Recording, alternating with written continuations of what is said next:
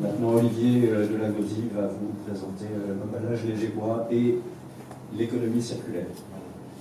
Mais j'ai aussi le rôle de gagner du temps parce qu'on a pris un peu de retard, donc d'aller un peu plus vite que prévu puisqu'on avait commencé un peu en retard. Donc vous êtes certainement tous au courant de la sortie de la norme expérimentale XPX 30 901 qui est sortie hier et donc qui est une norme de management de l'économie circulaire, donc qui vient juste de sortir et qui va donc permettre aux entreprises et aux collectivités de faire le management de l'économie circulaire à travers donc les fameux 7 piliers de l'économie circulaire. Donc ça c'est un schéma de l'ADEME, donc je parle sous le contrôle de Sylvain, donc avec donc les trois grandes parties, avec les 7 piliers qui permettent effectivement d'avoir un management de la gestion des ressources, de la gestion durable des ressources pour les futures générations. Donc l'idée c'est de garder des ressources pour les futures générations, de l'économie donc de ces ressources et de l'allongement de la durée de vie de tous les produits au maximum en ayant, comme disait Sophie, donc une valorisation maximale de l'ensemble des étapes de cette chaîne circulaire. Donc en fait, ce qu'on s'aperçoit au sein de la filière forêt-bois, et particulièrement donc, de notre secteur emballage, c'est qu'on est un petit peu qu'on fait de l'économie circulaire depuis bien longtemps sans le savoir. Alors c'est comment c'est Jourdain sans le savoir. Donc on a quelques grands piliers de cette économie circulaire qu'il faut rappeler parce que on les oublie assez rapidement. Et il se trouve qu'en lisant des articles sur cette nouvelle norme de management de l'économie circulaire, je lisais un commentaire disant, vous comprenez, quand vous faites de l'économie circulaire, si vous avez effectivement une forêt où vous n'avez absolument pas, si vous n'avez pas de bois, c'est pas parce que vous allez utiliser un matériau renouvelable que vous êtes dans l'économie circulaire, parce que si vous faites venir le bois de 10 000 km, effectivement, on n'est pas dans l'économie circulaire, donc le côté renouvelable de la matière n'est pas en soi une garantie absolue d'être dans la circularité. Alors c'est vrai, sauf que dire ça en France et en Europe aujourd'hui, c'est juste quand même dénigrer un matériau renouvelable, donc le renouvelable en général, par rapport au fait qu'il y a entre le renouvelable et le non renouvelable, pour nous, une différence fondamentale pour les futures générations. À savoir, donc je vous dis ça en quelques mots, vous avez un peuplier, vous le plantez, au bout de 18 ans, vous le récoltez, vous faites des emballages, et vous avez la vie de l'emballage et du bois, qui est la vie de l'emballage. Pour un matériau non renouvelable, alors prenons le pétrole, le pétrole, tous les spécialistes vous disent, le pétrole c'est de la biomasse qui se dégrade, etc., qui se transforme, ça met à peu près 1 million d'années. Donc juste pour vous donner quand même, parce que ma ligne d'1 million d'années, elle devrait partir jusqu'à Strasbourg. Donc ma ligne d'1 million d'années, pendant mes 18 ans, en 1 million d'années, je fais 55 556 récoltes de peupliers. Ce qui veut dire, vous avez la différence entre un matériau non renouvelable et un matériau renouvelable. C'est-à-dire qu'aujourd'hui vous plantez, dans 18 ans, et à échelle humaine, vous avez votre matière. Donc on est bien, en plantant des arbres, on est bien en train de préparer l'avenir de nos enfants et de nos petits-enfants. A l'inverse, en pompant du pétrole, vous aurez beau faire tous les efforts que vous voulez d'éco-conception, de réduction à la source, etc., vous serez toujours, en toute hypothèse, en train de réduire un stock fini. Et donc, nous, notre option, notre avis sur ce sujet-là, c'est que la présomption de supériorité des matériaux renouvelables, elle est absolue. C'est-à-dire que normalement, le jour où on fera vraiment un effort pour les générations qui viennent, on dira, écoutez, pour faire un meuble, pour faire n'importe quoi, pour faire un emballage, je vais chercher un matériau renouvelable, Et si jamais je n'en trouve pas, qui peut aller pour faire cet objet-là, eh bien je vais prendre un matériau non renouvelable. Donc je vais effectivement pomper sur un stock fini qui va prendre de la matière sur les futures générations. Alors que là, dans ce cadre-là, je serai capable, en replantant, de permettre à mes petits-enfants de disposer de la matière. Donc ça veut dire que renouvelable en tant que tel, c'est une qualité essentielle intrinsèque.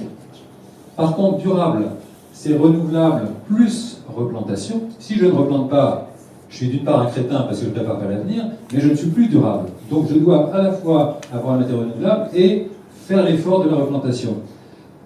Or, il se trouve que sur notre filière emballage léger, eh bien, la bonne nouvelle, c'est qu'effectivement, on est dans la gestion durable du matériau renouvelable, à travers des labels type PEFC, FSC, et à travers aussi des efforts importants faits au niveau de la filière, par exemple dans notre filière, les industriels de l'emballage léger financent la replantation des peupliers pour les propriétaires forestiers, pour leur montrer à la fois qu'on est capable, on est soucieux de notre matière, et qu'on y croit. C'est-à-dire qu'on leur dit, dans 20 ans, on sera toujours là pour vous acheter le peuplier qui aura cru dans les 20 ans. Et on vous le prouve en vous finançant, en vous aidant à financer la replantation de l'espace que vous venez de couper.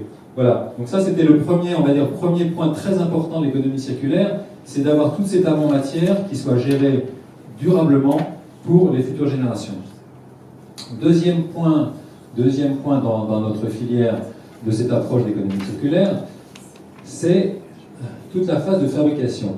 Pourquoi? Parce que d'une part, vous avez donc une carte des industriels de l'emballage léger en bois en France, qui se sont installés historiquement, d'une part proche de la matière, donc de la forêt du bois. C'est pas très difficile en France, il y a quand même beaucoup d'endroits, et puis proche de leurs clients, c'est-à-dire les zones maraîchères ou les zones ostréicoles, etc. C'est-à-dire qu'en fait, on a des usines assez spécialisées qui servent un certain type de clients et qui donc ont réduit énormément les transports entre la matière et eux-mêmes et entre eux-mêmes et leurs clients. Ensuite, effectivement, les produits, eux, partent à travers le monde entier.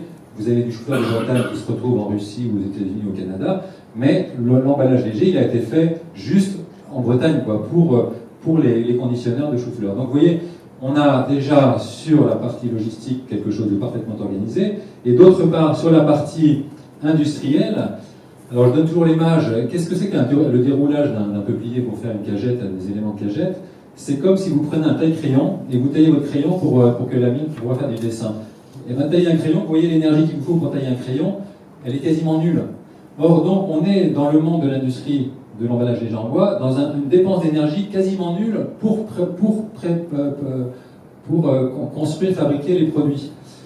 Et donc quand vous mettez ça en comparaison avec d'autres filières qui ont besoin d'une énorme énergie pour créer le matériau, alors moi j'ai travaillé dans le papier carton, le passage du bois au papier dans l'industrie du papier carton est un déluge d'énergie, c'est une espèce d'énorme énergie initiale qu'on n'arrive jamais à rattraper malgré des efforts sur la logistique, sur la fabrication, etc. Donc pour faire du papier, ou dans le plastique, etc., c'est toute la partie amont pour aller chercher le pétrole, pour le transformer, etc.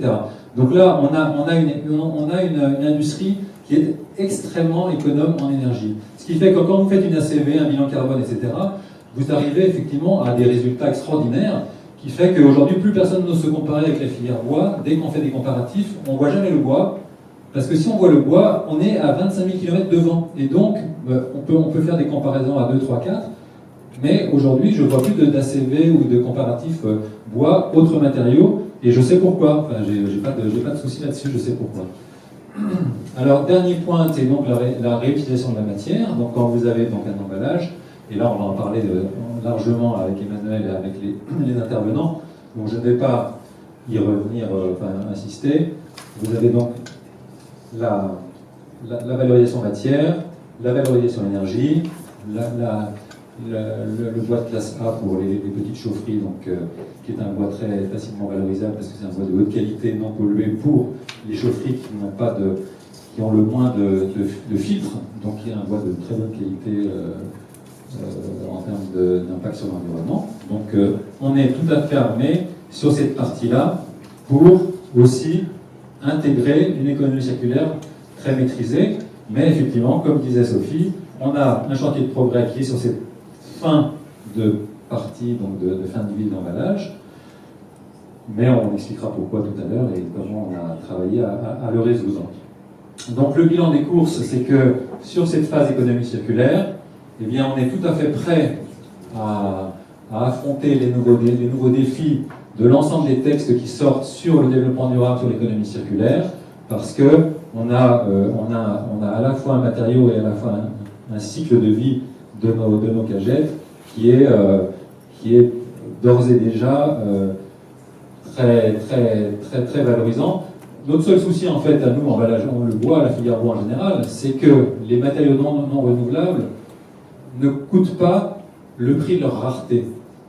C'est-à-dire que si on n'était pas dans l'égoïsme générationnel de gâcher les matériaux non renouvelables, si on intégrait le principe pollueur-payeur dans le prix de revient des matériaux non renouvelables, eh bien effectivement, leur prix augmenterait tellement que très logiquement, l'économie se dirigerait vers les matériaux renouvelables et vers les filières vertueuses. Mais ce n'est pas le cas. Ce n'est pas le cas parce qu'on parle beaucoup, mais dans la réalité, quand on arrive à l'économie sonnante et trébuchante, ben les gens vont globalement vers les matériaux qui sont les moins chers, et il se trouve que paradoxalement, très souvent, il est moins cher de faire un emballage en plastique qu'un emballage en bois, ce qui est une aberration environnementale et économique. Voilà, donc je vous donne juste cette petite illustration de ce que je vous disais, pourquoi on voit plus de comparatifs entre le bois et les autres matériaux. Bon, ça c'est juste consommation d'énergie non renouvelable dans tout un cycle de vie dans une ACV sur comparatif bois et plastique. On s'aperçoit qu'effectivement, bon, bah, le bois étant bien positif, c'est-à-dire qu'avec la biomasse, etc., il ne consomme pas, et l'autre filière consomme beaucoup d'énergie non renouvelable. Voilà. Donc, tout ça, aujourd'hui, c'est notre pilier d'économie circulaire, et je vais passer la parole maintenant à Emmanuel, qui va rentrer dans le vif du sujet, c'est-à-dire la partie du guide que nous avons fait pour cette phase fin de vie et prolongement de la vie des emballages. Merci.